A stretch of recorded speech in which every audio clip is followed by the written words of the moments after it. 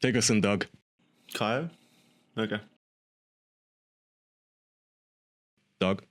He's left. Welcome Well, to great. episode 197 of the official podcast. I'm Doug from Who's Right. You're wondering why I'm here. It's because Andrew is not. That's true. Thank you for filling in yet again. You're a lifesaver. I can message Doug, and I think the magic has died a little bit between us, though, hasn't it? Because initially, when I messaged you and asked if you wanted to come on the show, it was like, yeah, I'll cancel anything. I'll kill my wife. Don't worry, I'll be there. And now when I ask, it's like, I don't know, Kai, I'm going to have to check if there's anything fun on TV. Like, Are depending. you just playing hard to get, Doug? You trying to not to seem too clingy? I think it's a little bit of both. I think it was the last time or the time before I was in the crawl space in my basement, covered in my own shit. Mm-hmm. And As most of us are. I couldn't get cleaned up fast enough to get up here and throw my headphones on. And this time it was like, well, if I have to imagine that your listeners are probably tired of hearing my take on things. Well, we've not really discussed any takes you've had. What's your... Yeah. I mean, you can hit us with... What takes have you had? Hit us with a give us a very hot hot take. take if you like. I can't necessarily give you a very hot take given the confines of what we're going to be talking about. That's fair. So I didn't get the memo. What are we talking about? What No. the confines of what we're talking about? I've put an embargo on those two topics that none of us want to talk about, the fucking virus and the protests. I'm just so fucking sick of everyone talking about that. I'm actually very proud of the fact that we've not really talked about either of those two things in the past couple of weeks. We're not really in a position where we should be talking about any of those things, really. This is a comedy podcast? It's meant to be. That's what people come here for, allegedly. Dude, I'm burnt out. I really don't care anymore. Everywhere you look, they took my refuge from me, you guys. My safe haven. Instagram. I can't even go on Instagram to look at kittens without being reminded of this horse shit anymore. So I'm upset. I just want to give people something fun to listen to. People deserve escapism, goddammit. Agreed. That being said, Doug, is there All no right. So, non-political Doug, hot take yeah. that, What's your really fun hot take? I've never called anything a hot take, but what's your guys' thoughts on scamming Amazon for reviews? And if you don't know what it is, I can explain it. Yeah, can you Explain elaborate a little bit? Because I've been thinking a lot about scams recently, just because how easy it must be to get a scam up and running in this day and age with Twitter and Facebook the way it is. So from what I understand, what you do is you buy something on Amazon and you have to have your account set up as a reviewer, which is just checking a box. You take a couple pictures of it and leave it like a 1 or 2 star review.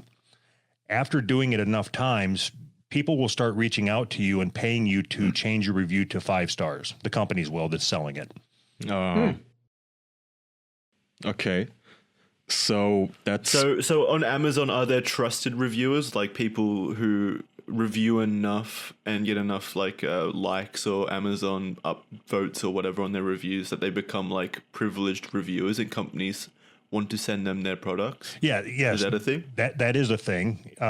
Okay. But they're not noted as such. So you can't go on there and just identify people that, they were sent this product to review. I think that they are supposed to identify themselves as such in the review, but they don't always do that. So I'm curious. how- Do you think do you guys suffer from ethical blocks where you wouldn't do that because it's a shitty thing to do, or if it's free shit, you guys are good with it? I'm not sure how it's a shitty thing. If the company is making up for something, like if I buy, I don't know, a fucking toilet seat, and the first second that I sit down on it, it fucking breaks. And they're like, well, we saw your review. We're really sorry that happened. So let us reimburse you and send you a better one and a new one. Then that's not really unethical. It's good. That's you running a good business. So there's 2 things that you missed. One, it is unethical if you buy something with the intention of leaving a bad review, hoping that they reach out to you. Okay, I see now what you mean. And- This isn't just them and reaching out to 2 random people. The reviewer, you're specifically seeking out companies to give them shit reviews, hoping they'll give you Yes. free shit. Okay, And so it's then- like and complaining then to the on the- manager. On the and back cyber. end of it, going in and changing your review of that toilet seat to now be a 5-star review only because they gave you your $12 back.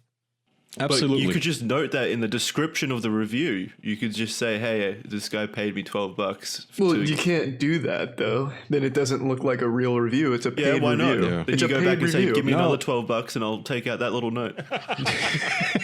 Okay, so I know where Jackson stands on the issue. Money. So that's you the are point, though. pro-extortion. The business is the victim here. A lot of things do that. Isn't it, for example, the Better Business Bureau? Isn't that literally just an organization where you can buy a rating? And if you don't pay them to give you a good rating, they will just give you the worst they have? There's a lot of organizations like that. Several review sites where if you have an online website and you have some sort of a service, it doesn't matter what you're selling, there's going to be review sites popping up telling, Yelp does this, right? They'll give a restaurant shitty reviews. They will undermine them in the search results unless you work with Yelp and pay them and maybe become a premium business member or some shit. They all do that crap. That's the first I've heard of that. I didn't know Yelp did that. Oh yeah, Louis Rossman, the repair guy, he has a lengthy video about this. Just that thing where Yelp will literally call you and ask you, do you want to improve your rating? If not, well, fuck you. We're only gonna show the negative reviews of your shop, and your rating's gonna suffer unless you work with us. Wink, wink, nudge, nudge. So they're like the mafia. I was just going to say, how is that any different than the mafia going door to door and getting insurance Yeah, from like people? protection. Yeah, Protection insurance. rackets, baby. So a lot of this pattern is everywhere, though. Remember last week or the week before we talked about, was it like Anita Sarkeesian? That lady that we talked about, where they bully companies I haven't into... heard her name in so long. Yeah. Are you, but... wait, are you talking about us, or were you talking to Doug about it? No, not to Doug, to you guys on the show. We talked about the tangentially and her name came up. But so Doug, this lady, and a lot of organizations like hers, what they do, for instance, is they go up to a video game company. They say, hey, your game is racist. I'm going to tell everyone your game is racist. You're racist. I'm going to let everyone know you're racist. Unless you hire me, then I'll fix it for you. If you pay me, I will not tell people that you're racist. Get it? It's a shakedown. I don't have an issue with that. I've gotten my last 3 jobs by telling my soon-to-be boss that they're fat phobic unless they hire me.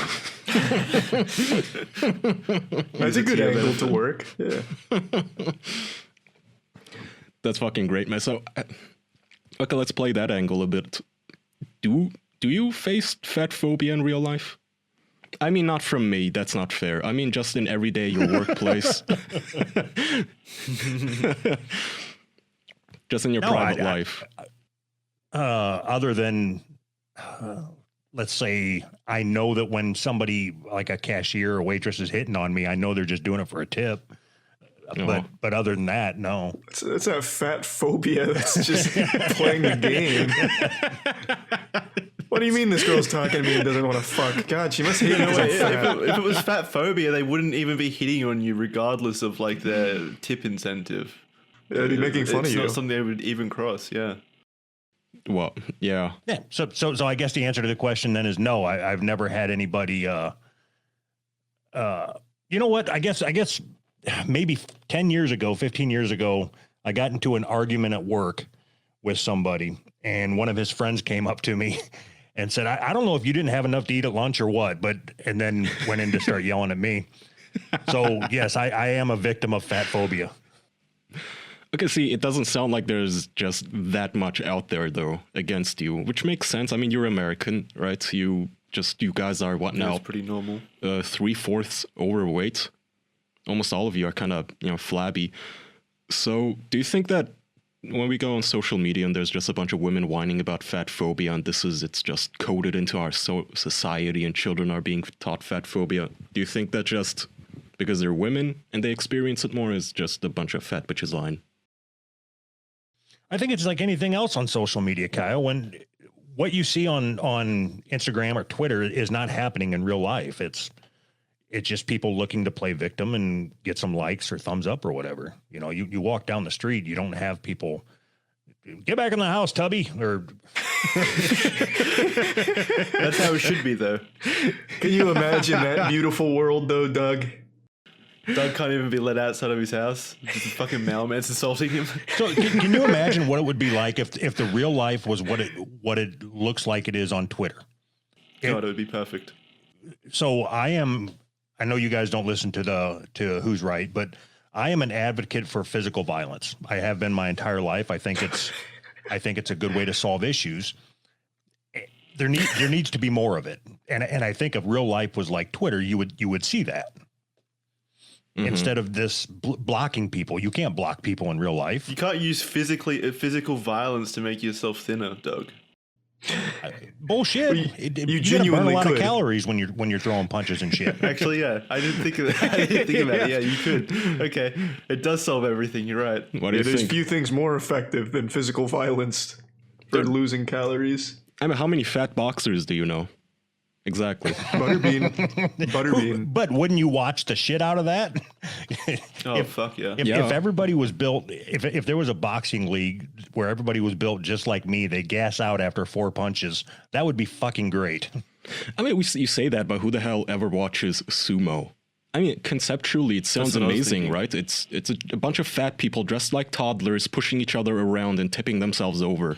They don't have the mobility for anything interesting, though. They're just kind of pushing each other slowly outside of a They circle. need to punch. That's not true. Have It you is. not There's seen no punching. sumo?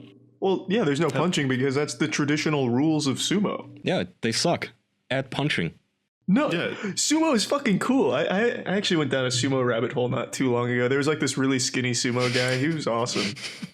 Yeah, so you have to be skinny to do anything awesome then. Well, yeah, maybe it is just because he was skinny. It was cool.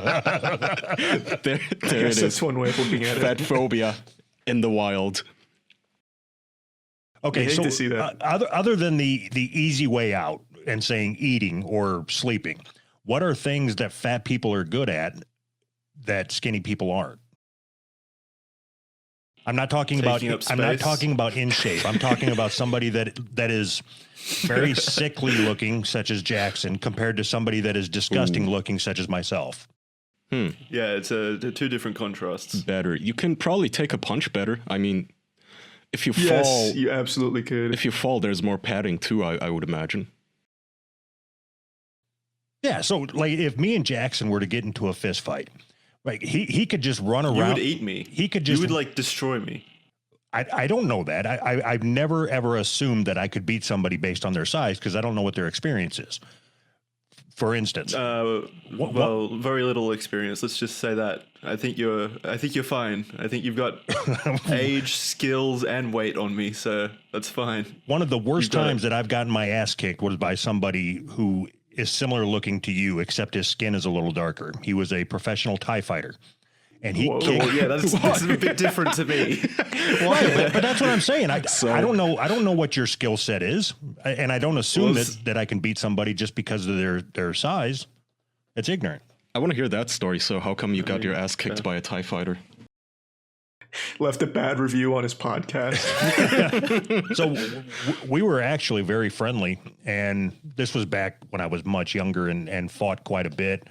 And he showed up where I was at. I was drinking, of course, and he asked me if I'd be willing to go out in the back with him and go at it. Did you get the wrong idea, or where'd the fighting come into it? No, that's what I meant. He wanted to fight. He knew that I was a good fighter, and he wanted to take a shot, basically. So I got up and we went out back, and he just kicked the snot out of me. He fucking ran up me like a fucking spider monkey and kneed me in the bottom of the fucking chin. It was like getting hit with a goddamn. So Go ahead. were you drunker or more intoxicated than him? Ooh, that's a good question. I was feeling pretty good, but that did not come into play. He would have beaten me if he was drunk and I was sober. He was just more experienced and he hit harder. Okay. So did you have a knew where to reputation get. as like the neighborhood's fighter white trash boy, where just people from all around the country came up and to see if they can like beat you? So I wouldn't try to put it out there like that, but yeah, I I used to fight a lot, Kai. I've talked openly about that. Yeah, I didn't know people came for your belt, like your Afro Ninja. Well, if I did have a belt, I lost it that day. That's for sure. But as a consolation, when we were all done and I got myself cleaned up, we went inside and played Mortal Kombat 3, and I won. Wait, so after he beat your ass, Doesn't get much sadder. You took him on in a video game? Yeah, it was a different mindset, I guess you'd say. It wasn't like, oh, you beat me, so now we're mortal enemies. It was no different than what they do in UFC now when they hug each other. It was out of respect, you know. Right. So yeah, you had a bit of respect for him. It was like a fighter's respect there. So what do you think is your boxing record? Like how many victories and defeats? Yeah, I'd be curious to know as well. Do you typically come out on top, or do you always get your ass beat? I would say that it's probably split pretty evenly. When I lose spectacularly. well, you still kept your head in the game. And make no mistake about it. If I was to fight somebody now, I'd get my ass kicked. I'm obviously out of shape. I am sore in places that I didn't know existed constantly. It wouldn't be pretty. Yeah, that's what I was going to ask. Would you be willing to go for a round 2 against that fighter that we were just talking about? Oh, fuck no. He ended up going into the special forces and Jesus. yeah. You gave him the You're lucky you didn't confidence. snap your neck. You would have ended up in the alleyway fucking with a snapped neck. Christ. Wow. It's funny. It's a funny mentality to have because, you know, there's a lot of people, which as I've gotten older, I understand you don't necessarily have to solve problems with violence. I get it. It's a stupid mentality. I was an unhappy person and I was just taking my aggression out on people. But a lot of our conversations and such seem to end this way with you going, "I was an unhappy person." yeah, Are you happy now? Has stuff changed? I'm unhappy for different reasons. Well, Yeah, sitting behind a desk all day at work and working on doing projects and shit is not the pathway to happiness. I can fucking guarantee you that. Well, I mean, I do love, though, that at the end of the day, sometimes when you do sit there, you get so bored, you and I start fucking around. And one of the things that we did end up doing was, so for those who don't know, Doug is technically an essential worker. I don't know why, but his essential work consists of putting his head together with mine, and we designed the ultimate potato chip. We should put that photo in the show notes. So, you use What makes This it is the what you get ultimate paid to potato do. chip? Doug was using his So- 3D modeling and physics simulation software to model the ultimate potato chip. Spoiler alert, it looks like a fucking cardboard box. So what was the logic behind it good though? Yeah, absolutely. I mean, if I could find that photo, that would be awesome. And what was the logic? The ultimate potato chip, so- Jackson. So Oh, yeah, I know. What makes an ultimate potato chip? That's what I'm asking. I was on this tear where I was eating some kind of dip. I don't remember what it was. Green onion dip or something with Ruffles potato chips. And I learned that if I started stacking the grains of the chips perpendicular to each other, I could scoop up a lot more dip. You're a genius. This is way too technical it's for not, them, It's not Doug. to do with like the shape of flavor or anything. You're just trying to Doug, do you create still the have that? perfect like dipping. Do you still have that diagram I- render that you sent me? No, I don't think I do. Damn it! We should have fucking Why? patented It that. sounded like a great Lost to idea. the ages. So it was more about the structural integrity of the chip as opposed to the flavor of the chip. Wait, how the fuck do you like quantify the structural integrity of the chip? Did you get into like the DNA molecules of the chip? Like, how do you change the structure of that? So I when I modeled it, I created as a light resin with trying to get as close as I could to the properties of a fried potato. But then you can just run simulations on it, change the structure, and then run more simulations. Sounds like the worst college thesis. Bullshit! It is. Sounds like a pretty decent college thesis to me. Yeah. What the fuck? I cannot find it, and it's actually upsetting me now. I was really looking forward to showing people that thing. I was proud of our progress that we had made. In the meantime, though, Charlie, you've been using a service lately. Tell us about it. Fiverr? We talking about Fiverr out here? Yes, you can fight fighters, you can fight 3D designers if you needed your own potato chip model to tell us. Yeah, there's really nothing you can't find on Fiverr, to be honest. There's something for everyone there. And it's all just right at your fingertips. It's beautiful. No matter what your project is, you can find someone to help get in there with it, have some experience, and really just take it to the next level where you're not, finding someone that you can't trust. You can always find what you're looking for. Jackson, take it away.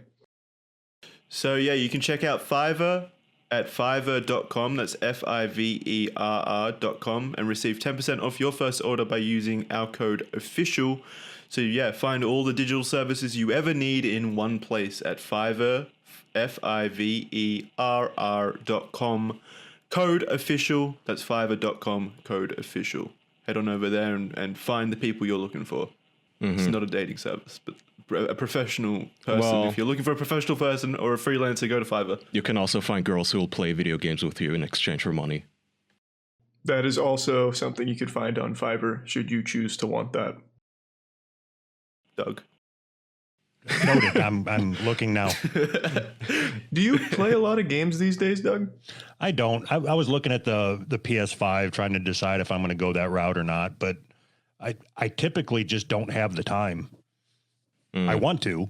I just don't have the time. Too busy with potato chips? Well, that's at work. That's different. Oh, that makes sense then. That's fair. How was your experience on Monday, man? So Doug and I decided we were gonna try to do OMAD again, 1 meal a day. We buckled after what was it, Doug? 2 days?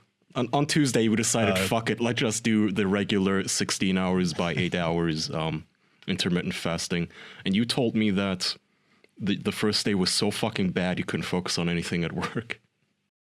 Oh, fuck, it was horrible. I was sitting there trying to get something done, and I just kept thinking about food. I really would go for a pizza right now. I could have some fried chicken right now. And it's just nonstop. I'm sitting here trying to write a report for the board of directors, and all I'm thinking about is, let's see, I could have this chicken on this sandwich. I would put so much tomato on there. Your report just turns out to be fucking, you just wrote a recipe. Yeah, it looks like a fucking menu when I'm done. The way God intended, man. And the funny thing, when me and Kaya do this stupid shit, it's we do our best to try to shame each other into making poor decisions. And then we lock into a commitment with each other that we're going to follow through on this OMAD for 30 days. And then we spend the rest of the time trying to get the other one to buckle just so we don't have to. No, so we start. You don't want to be the first to, you don't want to be the one who threw in the towel. So each one of us is always just trying to get the other one to say I quit, so I can just guilt-free run to the fridge. But well, we did it once for 30 days. None of us buckled. That worked, and I think you lost some weight. I felt better for sure.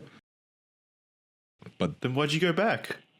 I don't know. Because eating is eating, man. It's hard, yeah. Yeah. It's difficult when you're not, I guess not, even doing it for a month, that still does not turn it from this one bet into a lifestyle. Just, even over the period of 30 days, it's still a very radical thing to suddenly change in your life, and it's just difficult to stick with it. You tried, Jackson. Don't you get bored of eating ridiculously fatty and sugary food? I know it's an addiction, but if you were having fried chicken every day, I feel like within the first maybe 5 days, I would just be done with it and would not want to have it again for the next 6 months. Food has to be spaced out for me, special food or fatty food or whatever has to be spaced out for me to still enjoy it. Does that not happen for you? Doug, could you eat KFC every single day? No, it's no different for a fat man than it is for a skinny man, Jackson. We still have taste buds. You get bored with shit for sure. I think the key difference though is when to get into the same shape that I'm in, you're not treating food as something that's needed to survive. You're treating it as a crutch. So, you eat because you need calories and you need nutrients. I eat because I'm happy or I'm sad or I'm bored or a reward, right? Regardless of the mood. So comfort. Food is your comfort. Reward, punishment. I'm just giving an example. Yeah, I think that people eat for different reasons. And when you find yourself taking in an enormous amount of calories, more calories than you burn, you find yourself unable to fight anymore. Yeah, to be fair though, like food addiction, this came up before, I don't know in what episode, but food addiction is different from all the other addictions because there's no way for you to quit cold turkey and not eat at all. It's like you have to eat something. Yeah, it's a pretty tough one. Yeah, it's not like, imagine if you had to use a little bit of heroin every day, but you just can't use too much. That's what fasting is like for a fat person, is if they're trying to drop the weight. You can't just go a whole day or a whole week and not eat anything. So Doug, I asked you this and you just ignored it as one of my fat jokes that I make throughout the day, but have you ever used your influence at your company to decide what goes into the vending machine? Or to get the vending machine moved closer to your office? Yeah, it's surprising I didn't take that question seriously, isn't it? Yeah, it's such a good question, too, to really think about, because you could do that if you wanted to, I imagine. I think that they would probably know that there's ulterior motives if I was to suggest, hey, the vending machines downstairs in the cafe? I think it would be better suited if we brought them upstairs right outside my office. You could be the cool boss that just wants to make productivity. Yeah, wants to make sure everyone's got plenty of energy with nice, I don't know, whatever, Doritos or whatever you stack in there. What do you think? And all it is honey buns. There's nothing else in there now. Sorry, that's what I've got to do. A hero. What a sacrifice. So honestly, what do you think is the most, again, for those who don't know, Doug is at a pretty respectable position in his company. What do you think is the most shameless thing you could possibly get away with using your influence for in terms of just getting food within your reach? Oh, like a chocolate probably fountain? I would no Private chef. Oh, I was going to go a different route. I was going to say probably in making a hiring decision for ulterior motives, if that was the case. Oh, okay. You gotta eat a person? No. You hire someone that's a good cook. Okay, you got me wrong. I meant in terms, how the fuck would hiring the wrong person get you more food? Were you thinking of hiring a chef? So Kai, You're just smuggling Kit Kats. you asked a question and it wasn't necessarily a food related question, or I didn't take it as such. No, I said in terms of getting food closer to your, food related. What's the most influence? Can you swing your weight around, so to speak, to, I don't know, write all Chip's expenses off as business expenses? You're being ludicrous. I think what I could probably do. You've gone too far, Kaya. It's impossible. No one's ever wrote those off. I've tried. I think what I could probably do is get some catering brought in under false pretenses just to get some free donuts or something. Okay, that's still pretty impressive. I wish I could do that. Can I do that on the official podcast? Money. Not on the company dime. Not unless Doug is here. On that note, I did find the diagram that Doug rendered. Jackson, if you want to put this up on screen, otherwise everyone can also go to our Patreon chat, our Patreon Discord, and see this in the chat. Let me see. This doesn't look like a chip. That's because it's a fucking new design. Yeah, negative Nancy. It doesn't look edible. What are you talking about? It actually looks like a wall. It just, it looks like you're creating a structure. A piece of architecture, perhaps. It's like a raft. This looks like something that Jesus Christ was pushed on when he was a baby. A cardboard box. That's what I said, but it looks like something that would not buckle under the weight of dip. Are you even proficient at your job, Doug? This does not look like a chip at all. All right, so I challenge you to design a better chip then, Jackson. And you can't use fucking Legos. I think I could. I'll just... Okay, well, that's uncalled for. I could scribble on a piece of paper and do better than this. You've created a cardboard box. What I'm curious about, Jackson, is why you have so much animosity towards me. Did an older fat man do something to you when you were younger? Potentially. Maybe it's all subconscious. Jackson, I don't give a shit of what my chips look like if they taste good, and if I don't have to do that, the frail, oh no, is it gonna break? Is it not gonna break? It's gonna taste like fucking cardboard. Well, it doesn't necessarily have to taste like cardboard just because it looks like it. Yeah, this is just a baseline. First of all, Jackson, you can still sprinkle all the Cheeto dust on this as you want and flavor it as much as you want. This is just a baseline. In all the technical details on this picture that Doug has sent, I'm not seeing any descriptions of flavor or ingredient. Because flavor... one, I'm not a flavorologist, Jackson. Flavors are added after the initial making of the chip. They're just sprinkled in. After the initial part. Jackson, it's going to go to the taste department. Doug is like a chips architect. What you want is an interior designer for the flavor afterwards, after the house is built, after the chips is built, after it's manufactured perfectly to these specifications, which are patented under the official entity from this point on. Sorry, Doug. Jackson, do you think that the same guy that came up with the Pringle shape is also the one that said, I want to have a waffles and chicken flavor? What the fuck is a obviously waffles and not. chicken flavor? That's ridiculous. Okay, Doug. same thing. This is the new not the Pringles same flavor. thing. You said you designed the most delicious and the Did best not. No, I didn't. potato.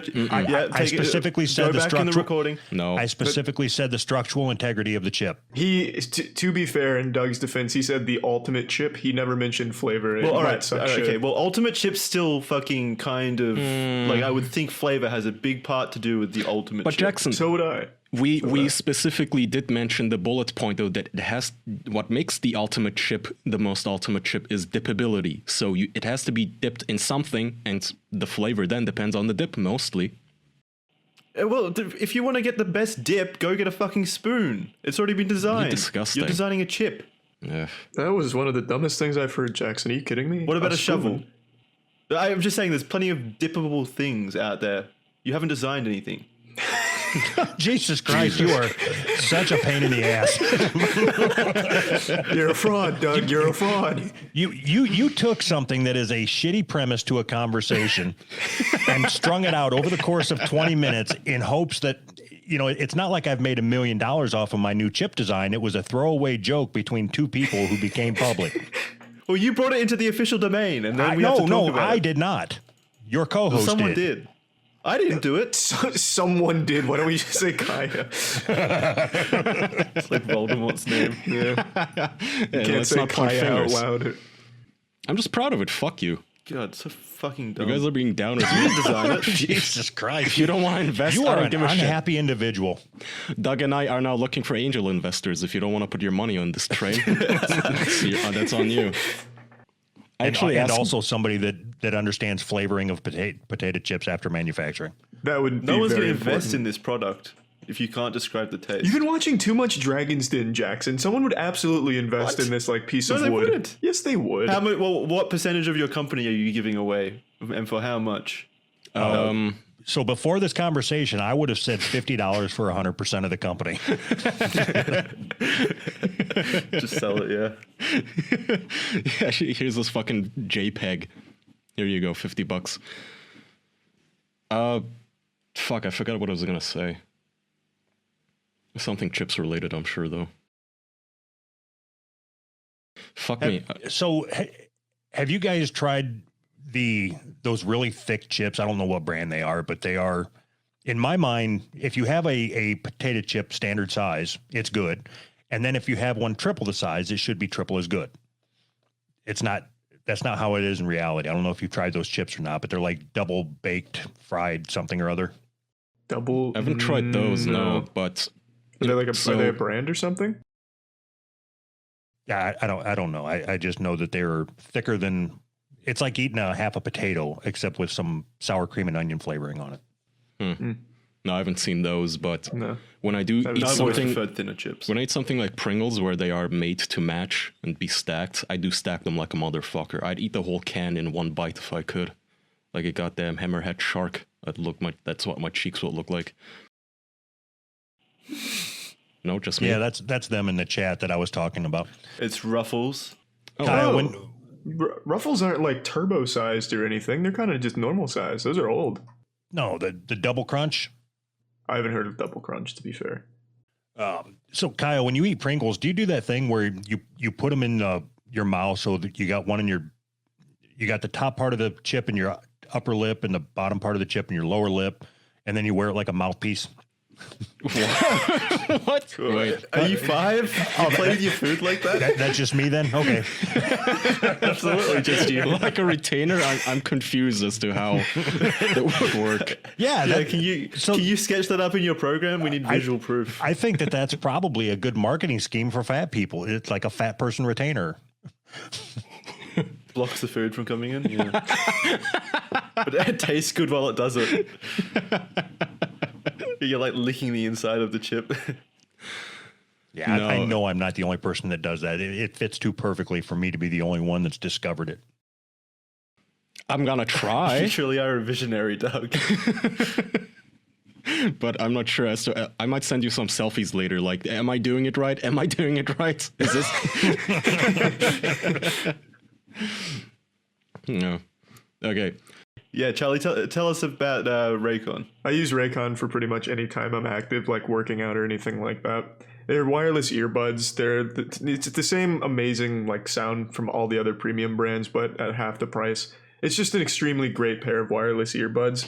So I think it's something super important when you're active to have something that's not like intruding on your ability to stay active, and like the wires dangling and getting like tangled and shit like that is always just a hassle. So I really do think wireless And earbuds. dangerous. I just do think they're really important for when you're active like that. So I highly recommend them. I've been using Raycon for about a year now almost, and I just really like them. I think they're great. So the newest model, the Everyday E25 earbuds, they're the best ones yet with 6 hours of playtime, seamless Bluetooth pairing, more bass and a more compact design that gives you a nice noise isolating fit.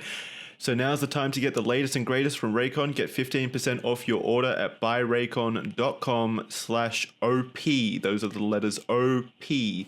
That's buyraycon.com/OP for 15% off RayCon wireless earbuds. Buyraycon.com/OP. Like I said, we recommend those Everyday E25 earbuds. So go check them out. So I think I'm going to go check them out. I've got a pair of wireless earbuds that I have that's not that brand. And every time I'm out mowing, my left one just falls out for no fucking reason. It's like my ears are different sizes. It's fucking terrible, That man. won't happen with RayCon, so go get RayCon. Do you have like, what do they call it, cauliflower ear from your years of fighting? No, typically that's from wrestling. Yeah, that's just from like headlocks and shit. They grind the Yeah. ear down. I thought it was from like the What does that even- head guards or whatever they're called. How does that even happen? I thought that's like if you take repeated blows to the ear and the cartilage like comes apart or something. No, I'm pretty sure it's from like headlocks, because like when you're getting headlocked in the WWE, you're getting like rustled around in there, so it's just a lot of friction on your ear, and I imagine like the heat melts it like plastic. Oh, I'm pretty sure you get it a lot from rugby as well, like in scrums and such. Yeah, pretty much anything where I think there's a lot of friction, like skin on skin shit like that, I think is what causes it. I don't know. I'm not a WWE wrestling injury scientist or anything, but that's what I'd guess. Going back to previous conversation, though, that is a very good indicator that you're getting ready to get your ass whooped. If you start getting into an altercation with somebody, always look at their ears first. Okay, just examine Is it their like- ears. I'm just gonna try and Get avoid up the real fight. close. Yeah, I Yeah. just skip that step. no. Why don't you just be blunt and direct and go, hey, are you good at fighting? This will determine if I want to fight or not. Yeah, okay. I don't know why I never thought of that. Yeah, why don't you just ask? So is it like, He was shy. you know how there's supposedly some formulas you can run on a man, like his ear to nose size ratio or some shit, and you can determine his dick size? Is that like with fighting too? You look at his ears and you can tell how many years he has under his belt? So you can definitely tell what type of experience he has. If somebody is, have you ever seen anybody with cauliflower ear that couldn't kick your ass? That's fair. Yeah, I have. I've seen like scrawny, like with rugby, like scrawny wingers and such who still have Isn't cauliflower rugby ears. still? And you think you could kick their ass? Yeah. Oh, I don't think I could kick their ass. I think you could kick their ass, Doug, for me, while I stand in the back waving my little white flag. So, based on our history together, Jackson, that there is, as of right now, there is no chance of me standing between you and anybody. I don't believe that. I think you're a big softie. I think you protect me. Yeah, I think mama bear instincts would kick in. If you saw Jackson getting slapped around, you'd be like, fuck, I gotta do something. And then I'd be injured and you'd come over and hold me and rock me back and forth. Oh, I'd carry you away like on the bodyguard. Yeah, that's good enough for me. that's I'll take pretty anything good. I can get, Doug. That's sweet. You did I mean, mention that's just that when you're out just in the my dream. yard doing mowing the lawn or whatever with your headphones. So I think from the last time that you were on here, we owe you an apology, because the last time we had you on, we called you a redneck handful of times. Yeah. And we did. since then, there's, some information has been revealed to me by the Doug, and I don't know how much of it you want to be public, but Doug is Probably honestly... none. What the fuck are we talking about? I'm just saying that, with all the things that I know about you since then, is that you are probably the least rednecky out of us all, and I don't know how much of your very fragile, toxic masculinity you'd like me to tear down right now.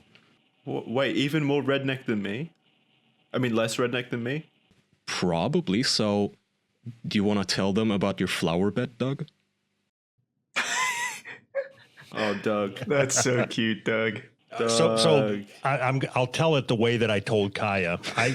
Okay.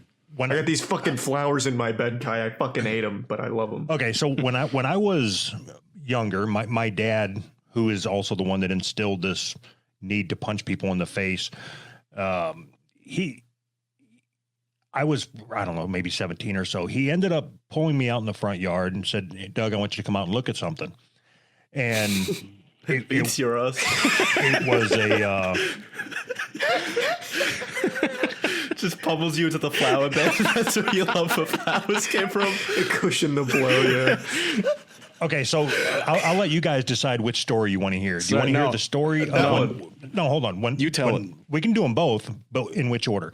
So the time that my dad took me out in the front yard and showed me his roses that were blooming, or the time that my dad came in and grabbed me by the neck and lifted me up? Which one do you want to hear? Let's start with the roses. Yeah, I wanna start with a nice feeling. Okay, so he took me out in the yard and he was very proud of these roses that he had planted. And as I told Kaya, that day I kind of lost, I don't know why, but I lost respect for him. Like he was soft. It was something that I'd never experienced is my dad showing me a side of him like that. It was always a much more masculine.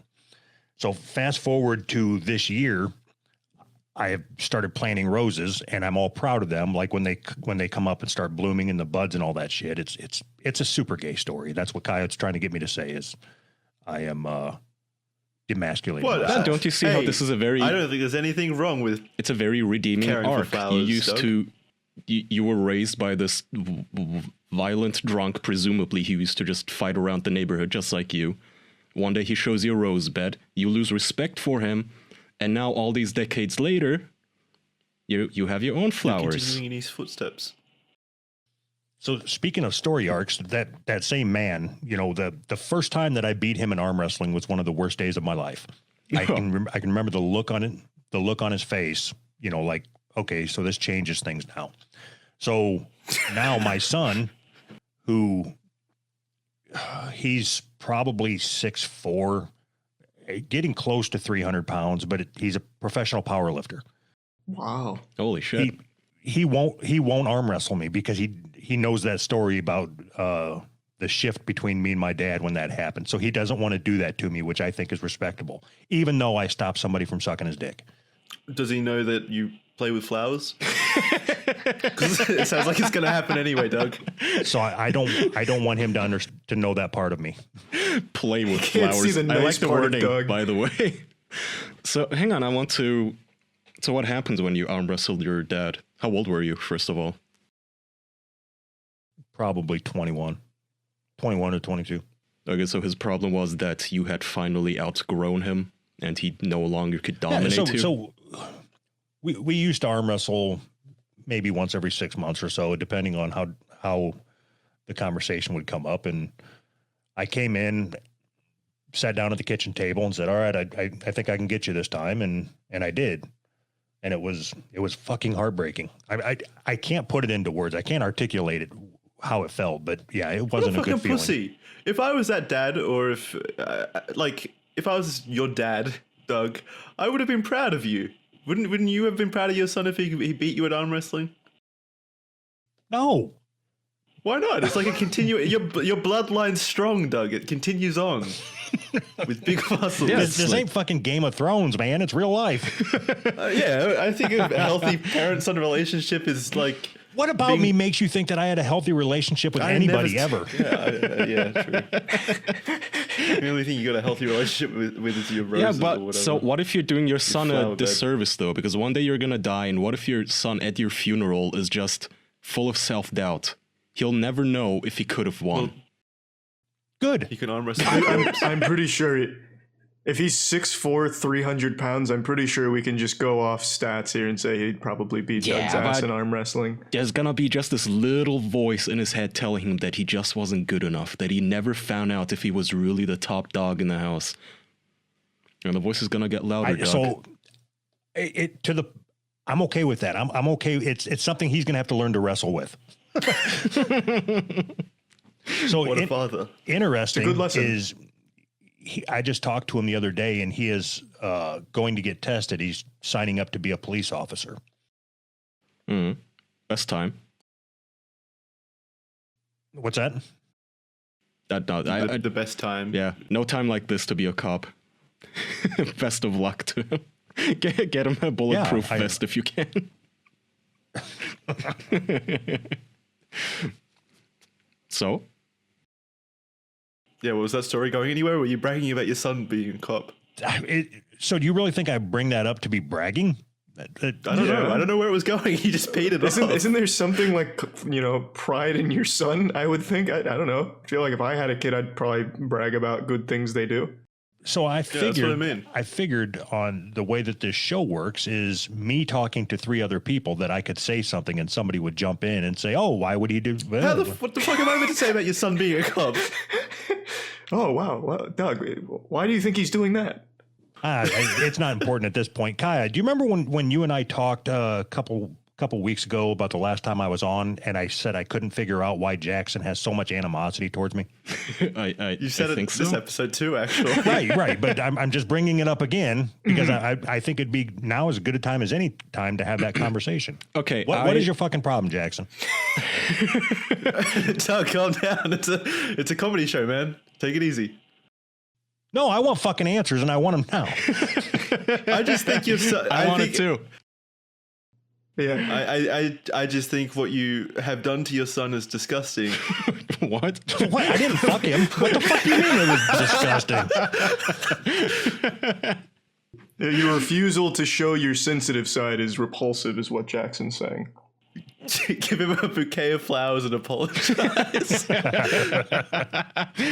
Or you could. So only then will I accept you. Can I do the other artistic and somewhat romantic, soft-hearted thing you do, Doug, as a hobby? Oh, please, yes. Give us more. I'm curious to see where this goes. Sure, let's talk about it. Doug is a painter. He paints guys for fun, as a hobby. And I've think seen that's his pretty paintings. manly, unless it's like... Well, he paints flowers and fences, that but kind of painting. It's still very, not really, you wouldn't expect Popeye the Drunk Sailor to be painting, right?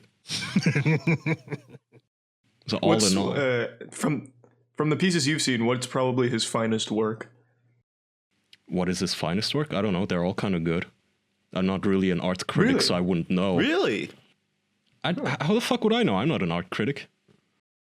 Well, yeah, but you can obviously tell when art is shit. Like, is Doug doing splatter painting where he's like, I don't know, eating the paint and spitting it onto the canvas? Or Doug, you describe it. It's not splatter modern art shit. It's actual. You can make out what it is. Nice. No, this is such a fucking gay conversation that I wasn't expecting on having. Doug is so awkward now. You're the one doing it. See, this is the problem. Why do you? We need to move past this. Can I ask, why do you paint? Why do you paint and why do you like grow flowers and stuff, knowing that you personally think that it's gay to do that? No, so I don't think that it's gay to paint. I don't think that it's gay to plant flowers. I think that I have a mentality that I have lived with my entire life, that if you want to do something and the majority of society doesn't think that it's manly, then you need to keep it to yourself. And I'm learning that that's not the case. If somebody doesn't like that I paint, go fuck yourself. I don't give a shit. I'm a grown man, and if I'm going to fucking paint, I'm going to paint. I don't care what you think. I also tried my hand at knitting and crocheting, but I just suck at it, so I don't do it anymore. No, well, that was a bit too far. To my credit, I was very I was very accepting of your alternative lifestyle of you painting and playing with flowers. I've always been supportive. Yeah, so yeah, and that's why I've decided to come out as an avid painter. As a botanist. I'm sure that each and every one of you do something, and I'm not talking about your sexual depravity or anything. You do something that you think the majority of, let's say, your listeners would find odd that you do. Yeah, and guess what, Doug? That's the topic of nearly every fucking episode is my Lego and Star Wars and all that kind of embarrassing shit. Yeah, but yeah, that's a good point. Yeah, but so Legos is much different than anything else. It's not in the eyes of the general public. Yeah, believe me. Legos are fruity. I think we can all agree on that. You've got to own it. You don't give it the power over you, Doug. Own your gardening and painting. Do it. So I'm definitely not looking for your approval, Jackson. Good, I wasn't going to give that. I wouldn't play with flowers. Do you own any plants, Jackson? No. Yeah, I do actually. Jackson But I used to don't look own after those it. fish. Remember when Jackson condemned that entire aquarium to die? Oh yeah. Don't say that. I never once threatened You're those fish with any kind of bodily harm. You fucking turned the air off. For an hour. That's more than You were that's fine. They didn't asphyxiating. even Okay, notice. Jackson, let's turn the air off to your room for an hour. How would you like that? That's not how it works. They had oxygen tanks pretty much. They had so much oxygen in there. Were you cleaning the tanks or something, Jackson? No, he did it for the episodes. He turned off the aquarium because he didn't like how it sounded. No, I didn't. I was fine with how it sounded. People were complaining that they could hear it in the background and such. I couldn't hear it. Okay, do you guys think your answer to this is very important in where this conversation goes? Do you think that there is such a thing as, say, cruelty to fish, the same as cats and dogs? Oh yeah, absolutely. I think so, yeah. They're sentient. Okay, then What, like I said, do you not? Oh, I'm. It's not relevant anymore. Move on. He's changed his opinion, Jackson. So none of you. I personally don't like fishing. Do you guys fish at all? No, I haven't. I think it's No. boring. Yeah, I fished when I was like a kid a long time ago. I've never Just catch tried and it. release stuff, but it wasn't very fun. You've never tried it, Kaya? No. I might like it if it's nice and idyllic. It's boring. I personally think fishing is fucking stupid. I've never been a fan of it. I also don't personally think that hunting is spectacular. Mm. No, that shit sucks. Yeah, I mean, unless I- it's literally for food and you're providing for yourself, then I get it. For sports, not so much. What if you're hunting for great underwear? Doug, did you read the document I sent you? I did. Tell us about Mack Weldon, and Doug. I would be just as awkward about it as you guys are, but Go. I Did like you know you Mack could- Weldon. did you know you could create an account, the Weldon Blue Loyalty Program, and you can sign up for free. Okay. How about it? What about it? If you go on there and create the account and place an order, you'll never pay shipping from them again. And once you purchase $200 worth of products from Mack Weldon, not only will you continue to receive free shipping, but you will also start saving 20% on every order you make for the next year. Holy shit, actually, that's it. That is good. Okay, that's Mack Weldon, Doug? Yes. How do you spell that? MackWeldon. .com. And then you enter what promo code, Doug? OP. That's right. For what? Is this how your business presentations go? Come on, you're a businessman. Present something. No, I fucking prepared. Like a hostage situation. Nobody ever in the history of ever has ever brought me into a meeting in 2 hours and said, okay, propose our project for us. Go. Doug, I gotta say, I'm disappointed. I was expecting a lot more from an industry professional. So do you want me to come off as sincere or insincere? Because if I come off as Sincere. then you'll never have these guys again. Oh. I want to do your fucking job, Doug. Talk about Mack Weldon. Yeah, what do we Okay. pay you for at this company? So around the table, everybody, tell me what kind of underwear you're wearing right now. Mack Weldon. Mack Weldon. Doug, I see you didn't read the copy.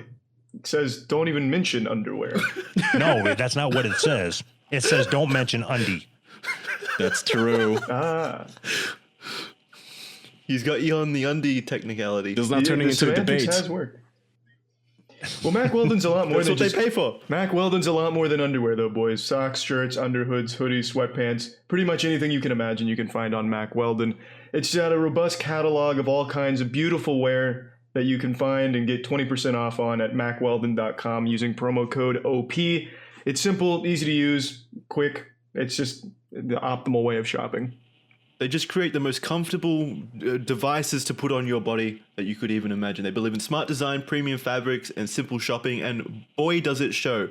So please visit mackweldon.com and enter promo code OP for 20% off your first order. That's mackweldon.com and enter code OP. Go check them out.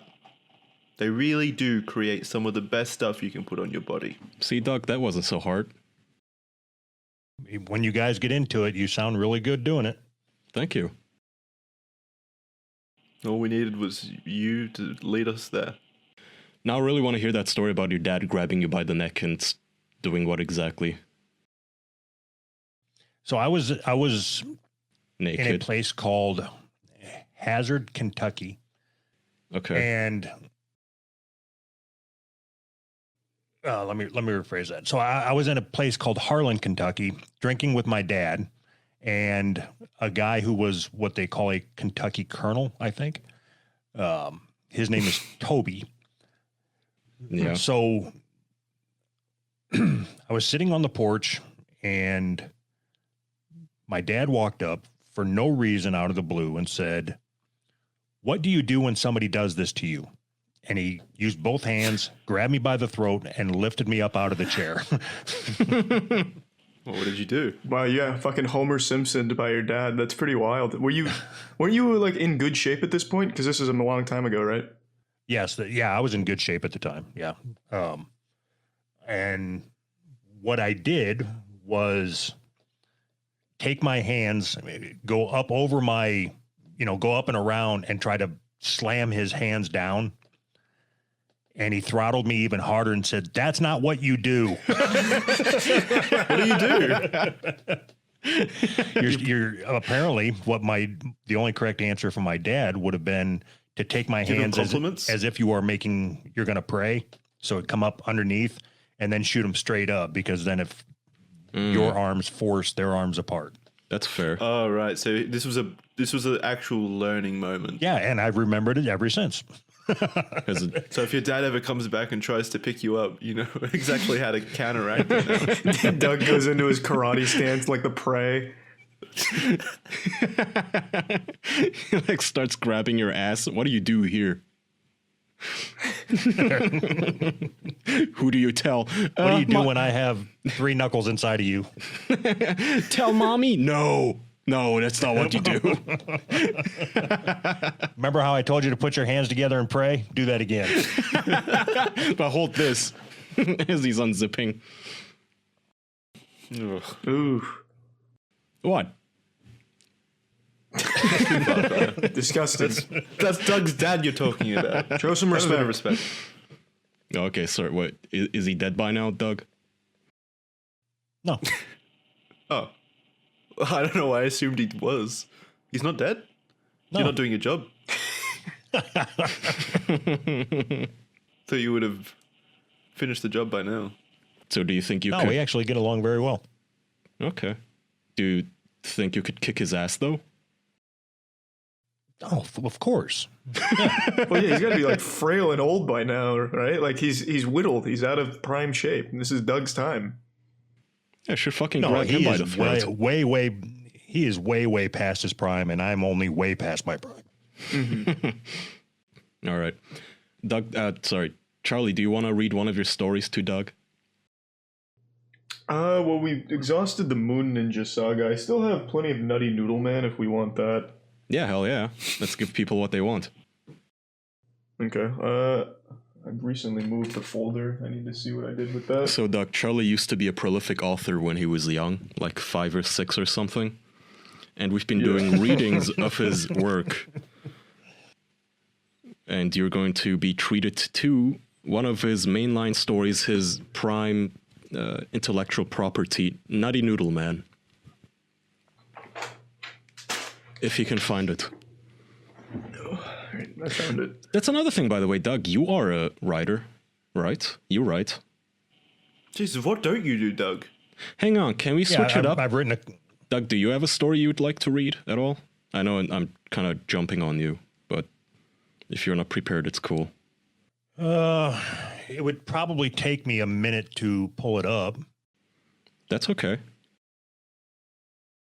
We'll stall while you pull it up if you're down to read it. Jackson, Charlie, have you guys watched the PlayStation thing stream? Yeah. Thoughts? Yeah. We watched it together, actually. I'm going to go against the grain here and say I quite like the PlayStation 5 design. I thought the design was fine. Yeah, but everyone seems to hate it from what I've heard. Yeah. Because of the asymmetrical design. You see like the thick ass on it down the bottom. Oh yeah, like a pregnant where the belly. disc drive is. Who gives a shit though? You don't even fucking see. Yeah. Who the hell looks at their console while they're playing? Who cares? I don't care if it looks like a fucking dead mule, as long as it's good. But the games themselves, I really like the one with the cat, the Cyberpunk or whatever it's called. Stray? Yeah, that one. Yeah. That was adorable. Little cat with a backpack. There was also one that was super impressive to me. It was the one with like the anime kind of looking one, or the Pixar movie looking one. I mean. Oh yeah. Did you see that? Yeah, I know forgot what you're talking about. No, I thought I that don't looked remember. Genuinely like a Pixar movie in gameplay. It looked great. And then there was also Kena, the Bridge of Spirits, and then Ratchet and Clank also looked super impressive from like a technological standpoint. Or the quick loading and shit that they can do now, Kaya, with their SSD. Yeah. I'm hoping that finally games won't take like 10 minutes to load. That shit fucking ruins games, man. If it takes your game to load, if it takes that long, just don't release it at that point. Me and my friends wanted to play Divinity Original Sin, but on the Switch, it takes literally 3 minutes. I measured. It takes anywhere between 3 to 4 minutes to load anything. And it's just too long. At that point, I don't want to play anymore. That's not worth it. I'm loading more than I'm playing. Don't release it. The worst one I saw was Ark Survival Evolved, that dinosaur sandbox game. Yeah. On Switch, takes 4 minutes and 50 seconds to load when you click new game. Jesus. Still? I don't know how you released that. No, but this was when I first saw it back in like probably last year when it came out on Switch. Gotcha. Yeah, that game died hard. And yesterday they had the GameSpot Did it? stream or something, Game Awards something. PC Gamer. Don't know about that one. Don't know. Yeah, I don't know. Sounds like some nerdy shit though. PC Gaming PC Show. gaming show apparently. Yeah, according that to one. Billy. Apparently that one was awful too. Hey, you guys remember when... Did you see anything you liked from it? No, I didn't, but I will point out though, so we're recording this on June 14th, and yesterday was the 3-year anniversary of them announcing Metroid Prime 4, and then it never being heard from again. Crickets. Yep. It got you to buy a Switch though, didn't it? No, I already had it, but I was excited. They got me to be excited, and then, crickets, 3 years in development hell. We'll see if we'll ever get it at this point. I feel like they're going to really... I heard very recently they had to restart development on it. Because the design that was in wasn't January, I think. Yeah, they decided that the studio that was working on it did a shitty job, and Nintendo wanted to start from scratch and give it to another studio. I think they give it to Retro Studios now. Doug, do you have your story pulled up? I do. Okay, well, you could have interrupted that at any moment. You must be sitting there No, with I'm not going to interrupt your guys' show. That's okay, Doug. My house is your house. My show is your polite. show. Go ahead. Mikasa Sukasa. All right, so this is a story that I wrote after a softball game. It is I wrote it in my view of what happened, and then I wrote it in my daughter's view of what happened. All right, so the name of the story is My View of It. That's pretty inventive. Okay, fuckers, I never said I was a good writer. Hey, Yeah, let's not roast him just yet. We were laughing at a love. So I was reading through this, and I'm like, okay, so Jackson's gonna interrupt me here. I'm not gonna say a word, Doug. Okay. The sweat dripped from my forehead and into my eye. It felt as though one of those wrestlers from years ago threw something blinding concoction at me in the hopes that I would miss my chance at fulfilling my destiny. I knew that this was going to be tough, but I also knew if I didn't do it now, all hope would be lost. I was standing on third base facing my opponent. There was already 2 outs, and if I misjudged this by so much as a fraction of a second, the game and my hopes of going pro would be over. I locked eyes with the catcher who had the ball in the cocked position. I smirked. It was a classic standoff. The catcher slowly started walking towards me, daring me to take my foot off the bag. Like a scene from an old John Wayne movie, I swaggered towards home plate. "Throw him out," it came from the stands. The ball rocketed towards me like it was fired from the deck gun of a World War II battleship. I dug my shoes in the dirt and pushed off.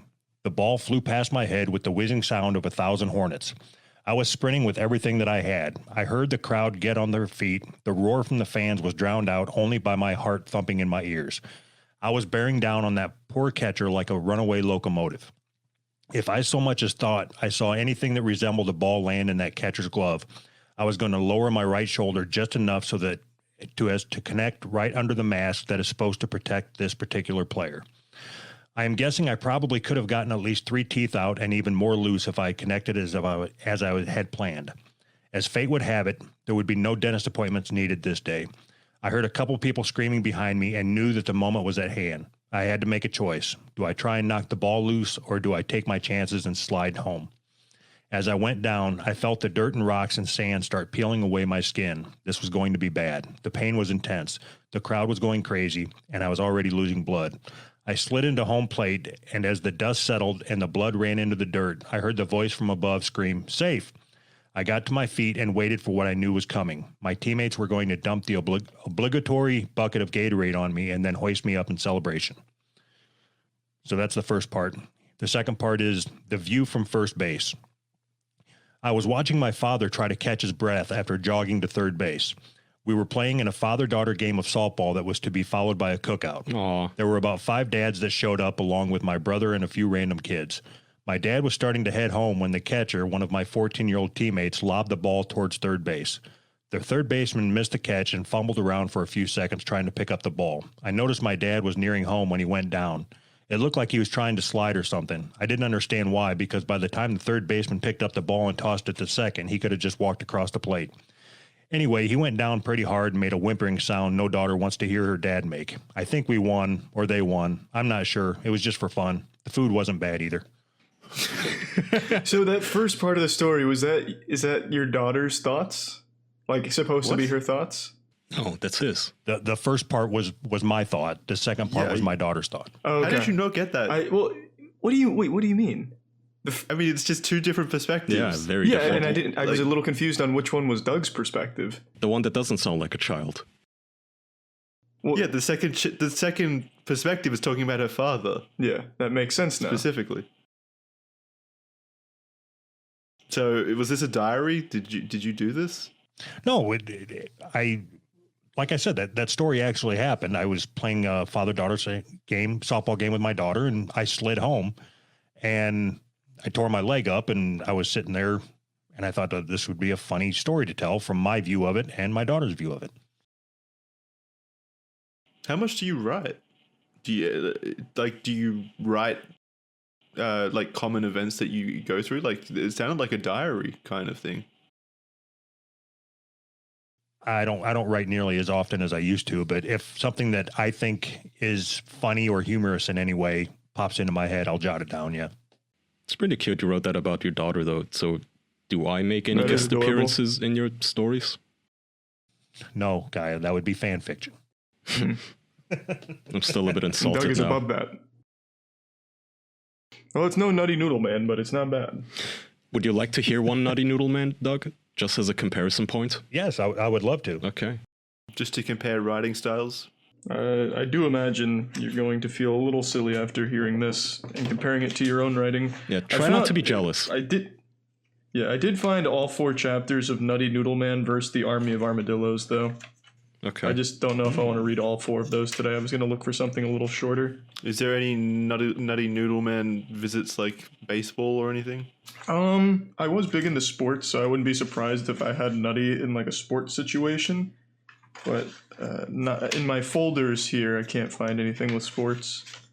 It's a shame. Oh, go. What are you Okay, so shuffling I think- around still? Let's hear it. Yeah, because I didn't want to read 4 You were meant chapters. to be doing this the entire time. Well, I didn't want to read 4 chapters, so instead I'll read a shorter one here. Okay. This one is only 3. Okay. Nutty Noodle. What, did I already do this one?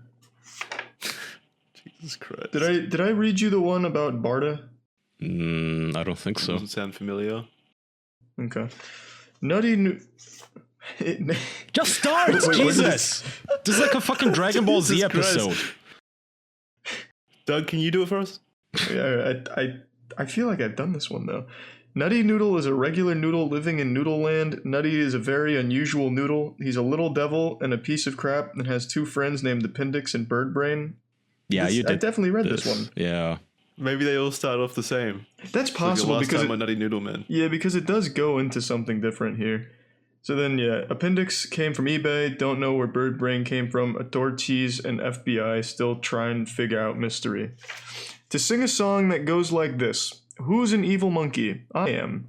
Who's going to get all 3 silver bananas? I, Sam. I, Sam. It loud, say it clear so I can hear you.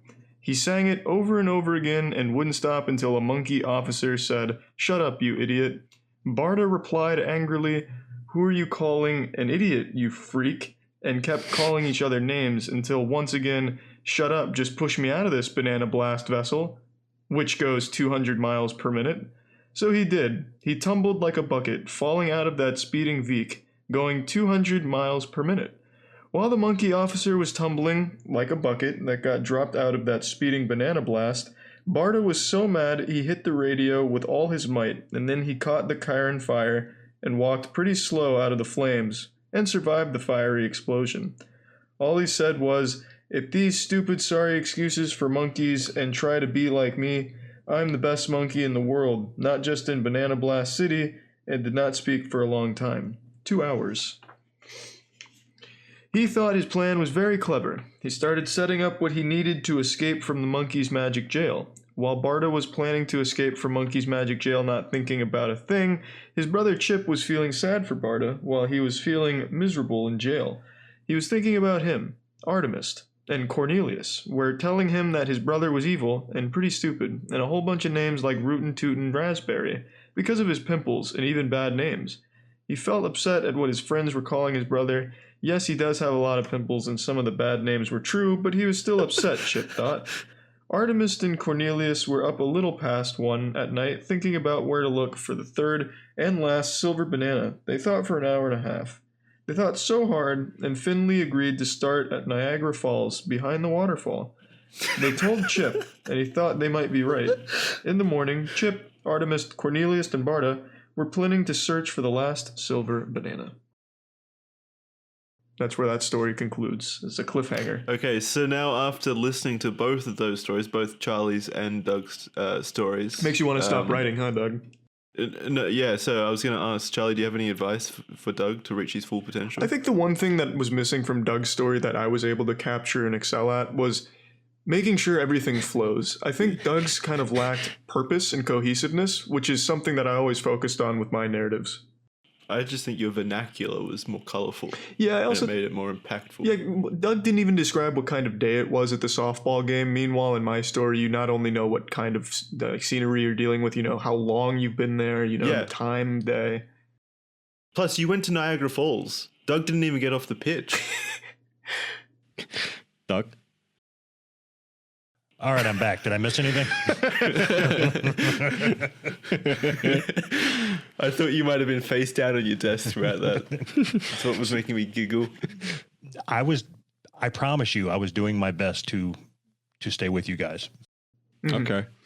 What I like about both of you guys' readings is that both of you stutter and stumble reading your own stories that you yourselves wrote, as if it's just the first thing you ever saw. Well, mine was written when I was like 6, and there's so many misspellings in it. It's hard to even know what I was talking about at the time. So maybe it would have been a better exercise if we would have read each other's writings. Oh, That would that have would have been been fun. wild. I don't know if do you can that handle Nutty Noodle Man versus the Army of Armadillos, though. That's a real page turner. That's like not Gilgamesh, but something on that same level. So I thought about recording one of my stories and then adding, the sound effects behind it and putting it out as not a bonus episode, just putting it out on the feed. I think you should do that with one of your stories, Charlie. As it's written, exactly. No cleaning up, just have somebody narrate it and then add the post-production into it, put it out there. I think I'd rather hire someone from Fiverr to try and read it for me.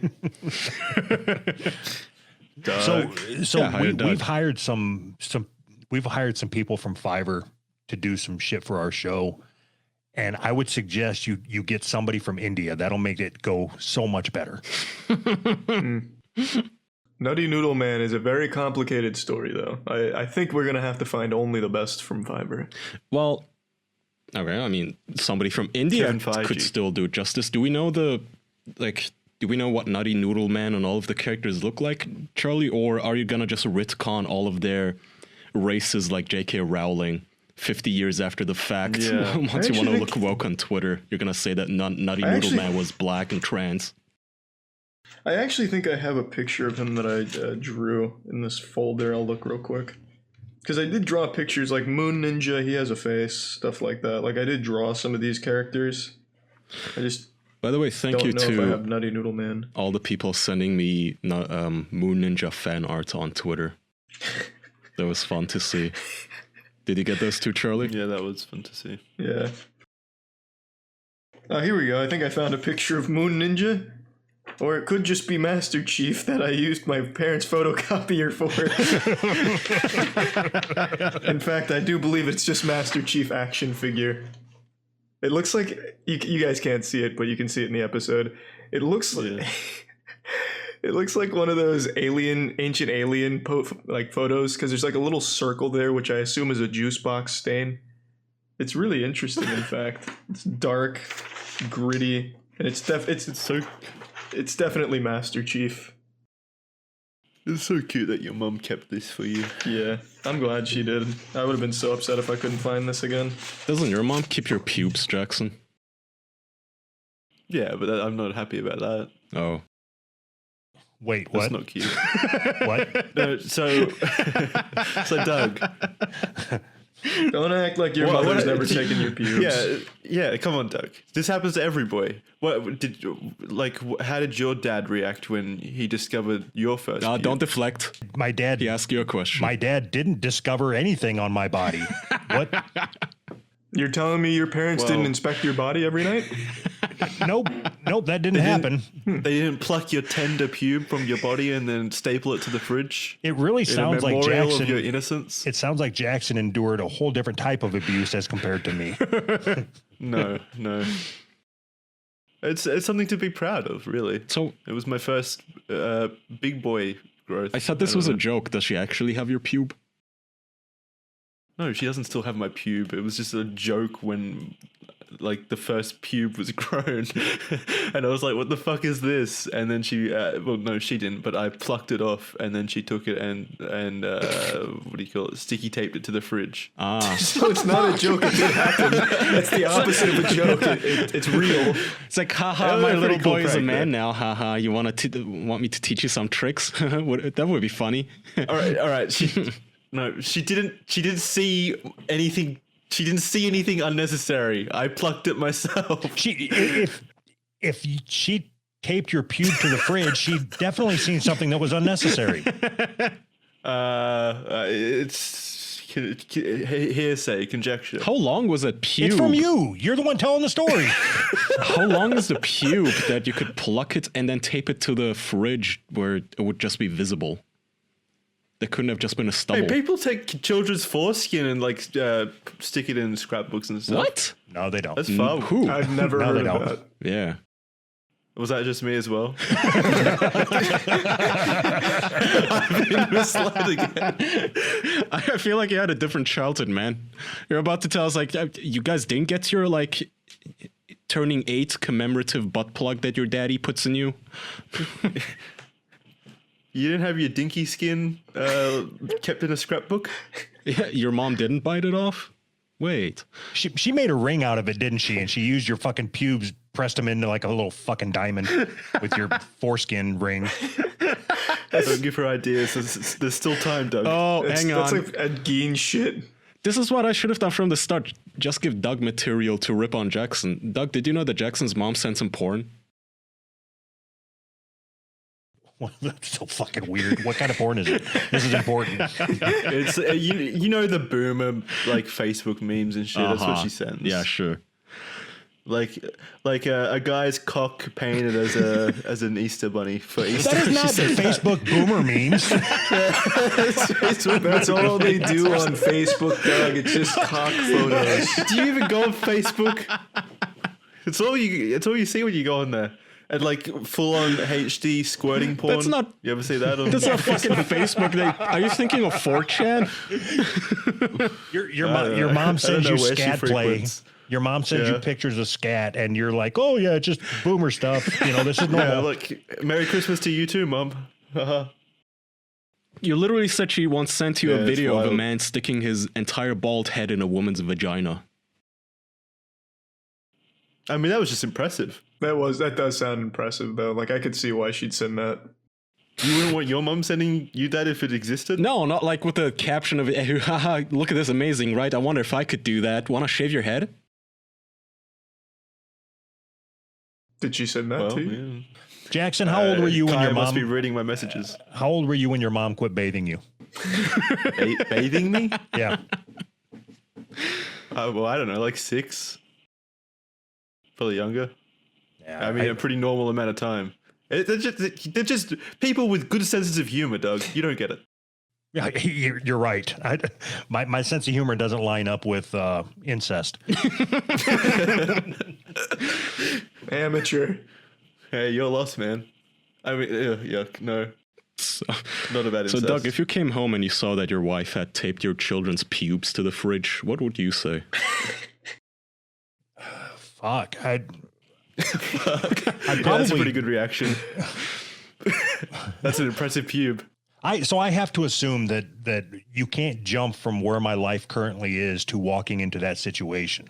I'm more curious about all the different things that you don't know about that's happened to him or around him that he just thinks is normal.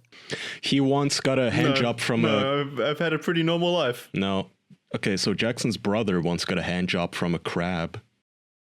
That actually happened. Does that To excite you? completion? No.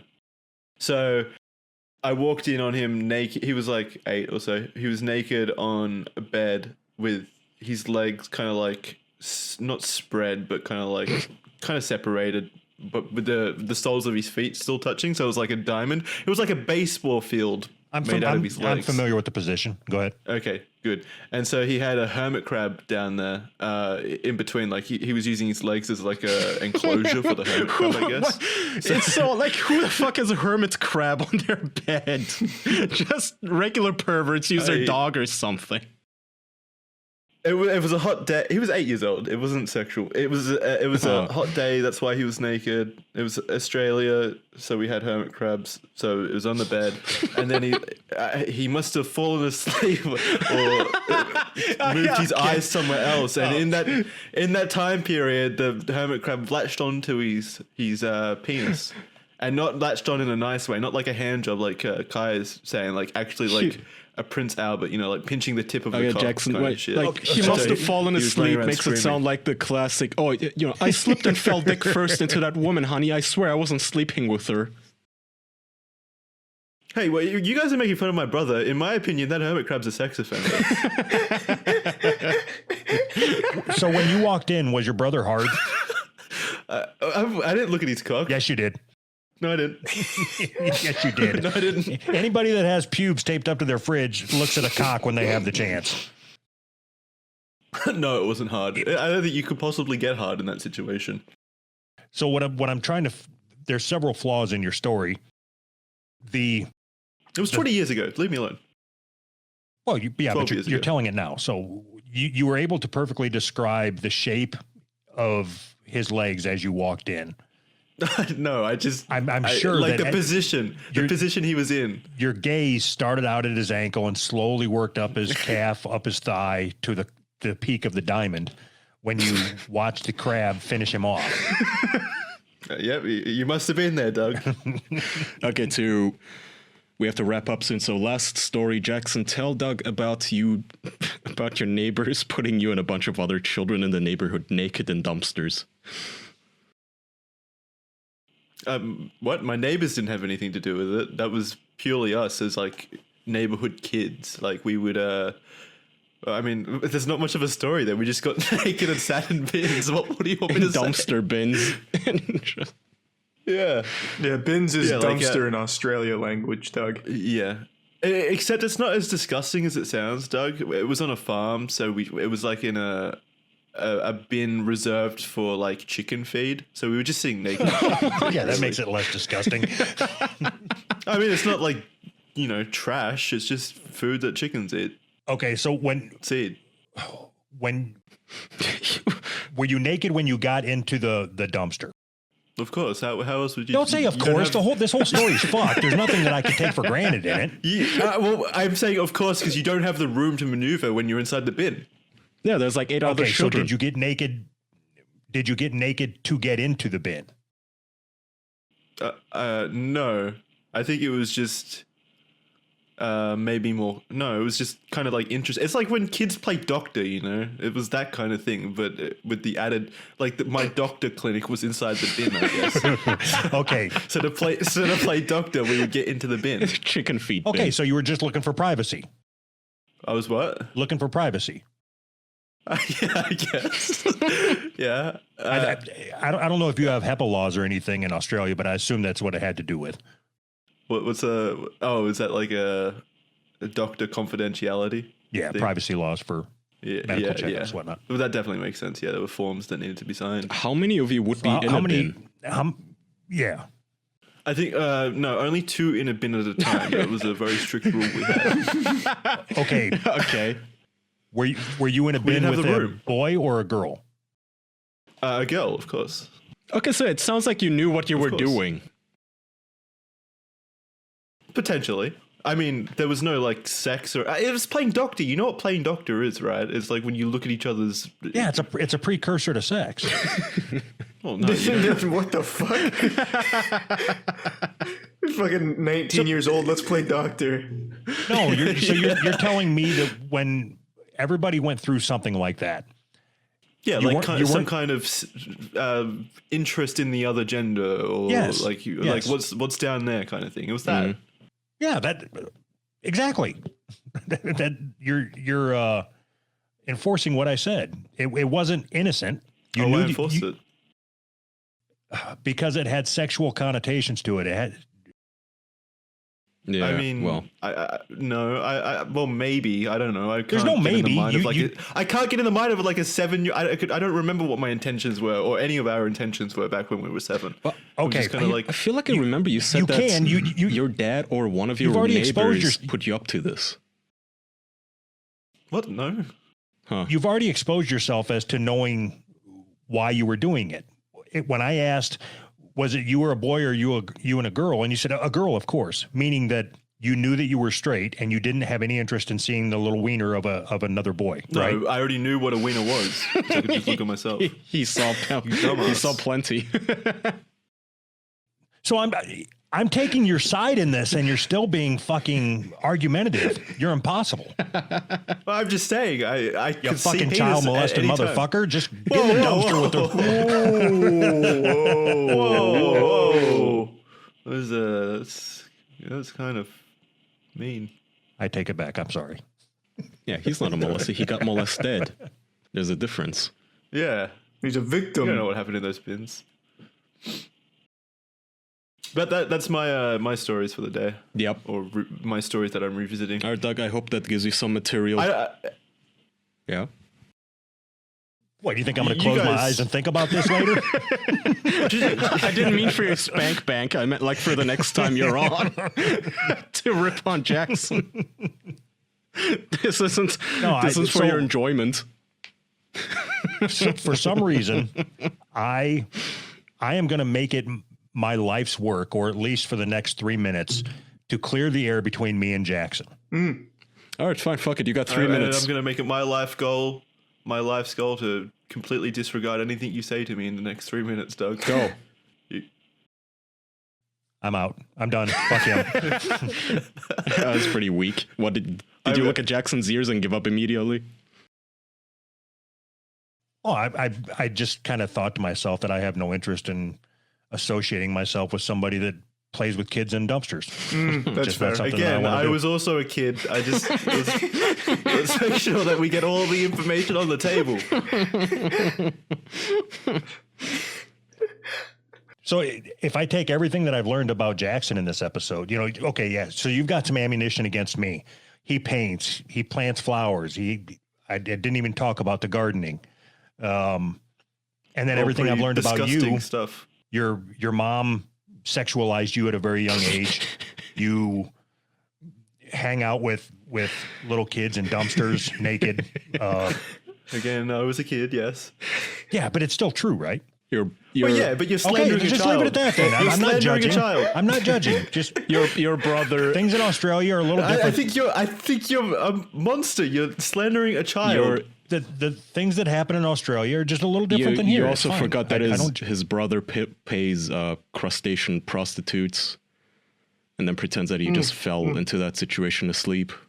So now you're So- putting the sins of another on my shoulders. I didn't fuck with crabs or crustaceans of any kind. No, but you sat there or and watched description. somebody do it. That's just as No, bad. I helped my brother. I heard the screams of anguish and came in to assist the declawing.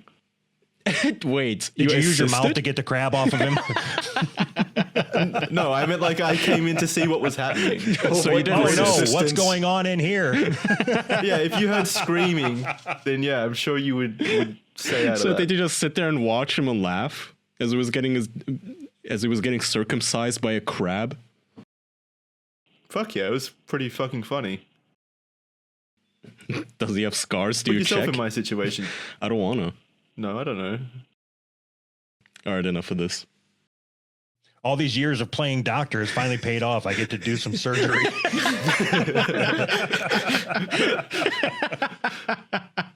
My days in the bin. Let me kiss your boo boo. I'm gonna need. Hey, come here, brother. I'm gonna need you to step into my office.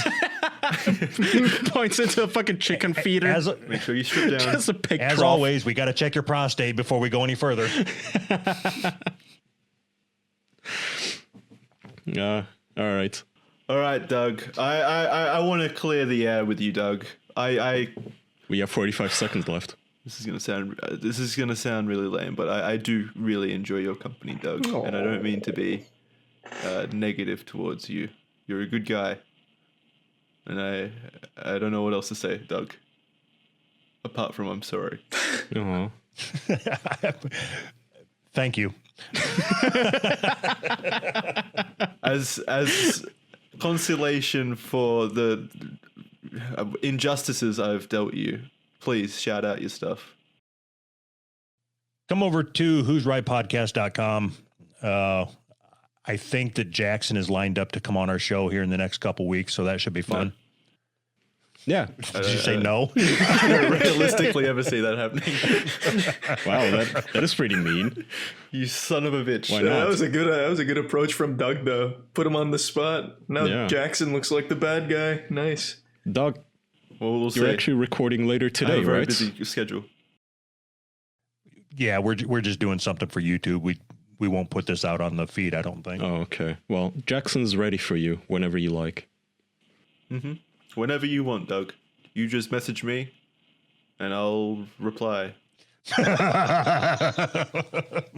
All right, I look forward to your reply. This is so awkward. All right. Did you shout out your stuff? I zoned out. Hey, can you make sure your editor puts the fucking links in the thing this time? I might pass along the message. We'll see. Oh, I did it on the Patreon episode. What do you want from me? I want you to make sure your editor puts the links in the shit this time. It's Jackson that puts the links I thought it was there. pretty clear. It's kind of that damn editor, right? All right, thanks everyone. Kaya, have you been lying to me this whole time? Patreon.com/the official podcast for bonus episodes. Everything over there. Thank you. We'll see you next time. Thanks, Doug. Thanks, everyone. Thank you. To everyone for listening. Thank you. Bye, everybody. Thanks, Thank you. Doug. Bye-bye. Bye.